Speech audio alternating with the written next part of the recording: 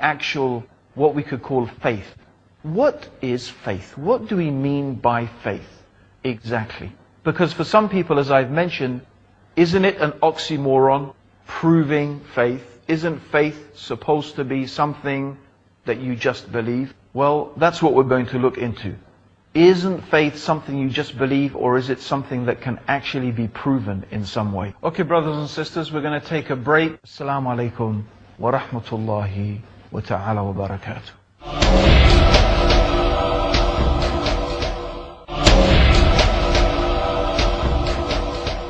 Assalamu alaikum, brothers and sisters. Welcome back to the proof that Islam is the truth.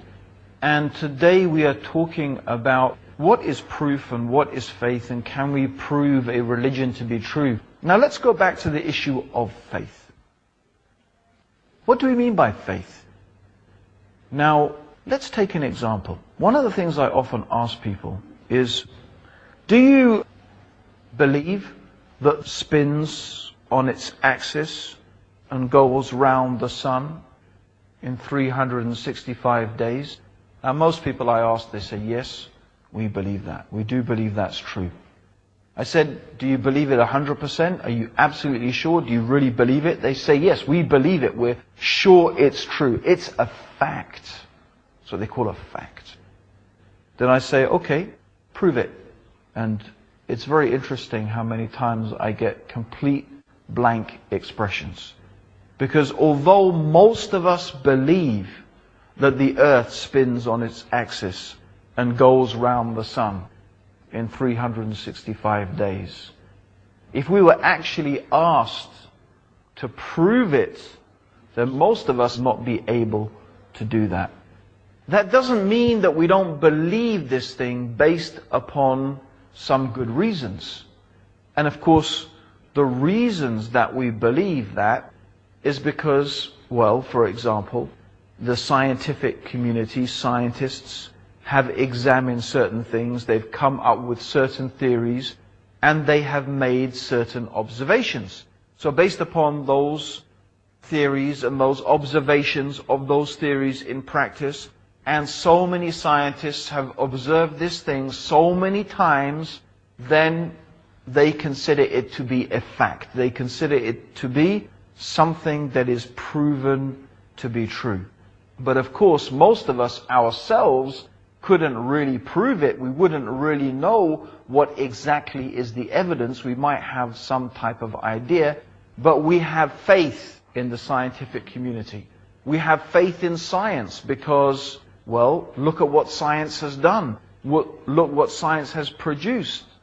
So there are many reasons that we might have faith in something. And this is a type of faith.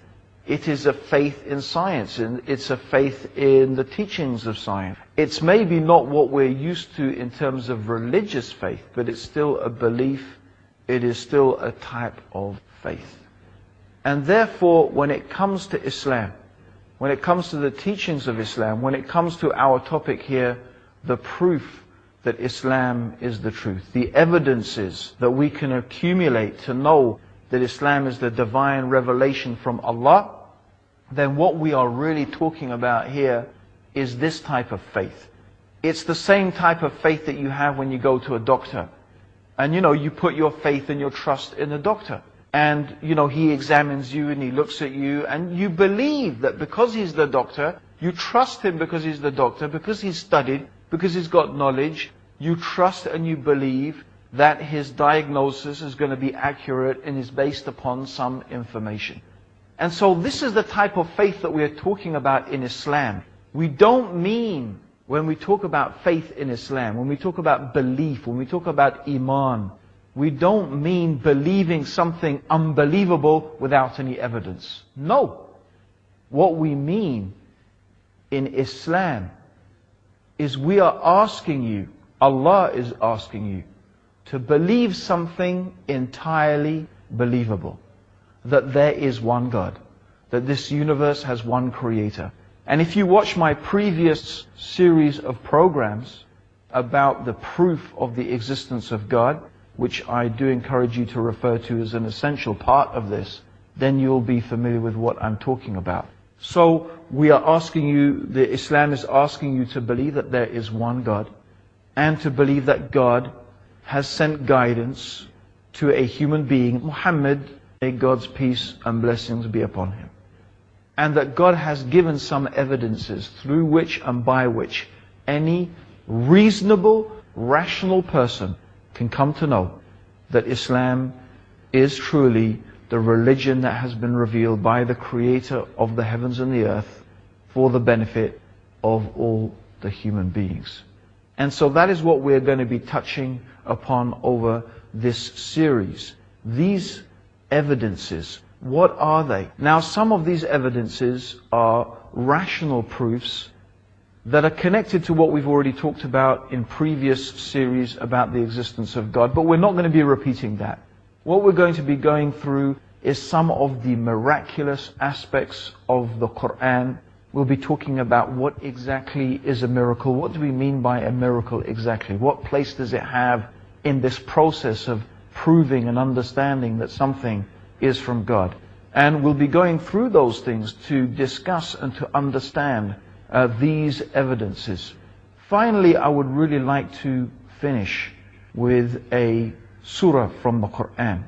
And it's Surah Al-Bayyinah, where Allah subhanahu wa ta'ala says, Never كل الذين كفروا من أهل الكتاب والمشركين. So never will those people from the Ahl al-Kitab, from the people of the book, or the mushrikeen, or the people who are making shirk with Allah, they are making partners with Allah,